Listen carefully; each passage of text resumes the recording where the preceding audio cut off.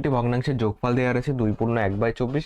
যদি বড় ও ছোট ভগ্নাংশের অনুপাত 7:6 হয়, অনুপাতটি যদি মাঝের ভগ্নাংশ থেকে 1/3 বেশি হয়, তবে ভগ্নাংশ তিনটি কি হবে?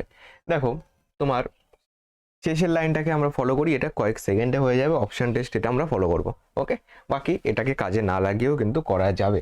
বলেছে মাঝের ভগ্নাংশটি কিন্তু এখান থেকে বার করতে পারবো। দেখো, প্রত্যেকটাই মাঝের ভগ্নাংশ আলাদা আলাদা আছে। আলাদা আলাদা আছে কি নেই? প্রত্যেকটাই মাঝের ভগ্নাংশ আলাদা আলাদা আছে। তাহলে বলেছে যে মাঝের ভগ্নাংশ মনে করো তুমি এক্স, ওকে, মিডিল ভগ্নাংশ হলো তুমি ধরে নিলাম এক্স। এবার বলেছে মাঝের ভগ্নাংশটি এই যে অনুপাত, অনুপাত মানে কি 7:6, মানে 7/6 বলতে পারি।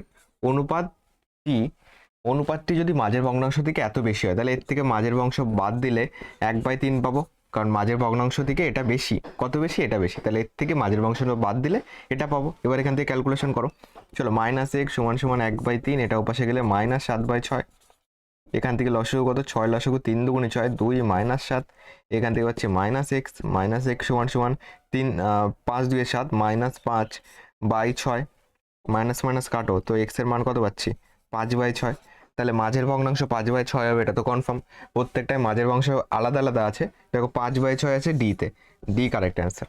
আর কিছু দেখতে হবে না।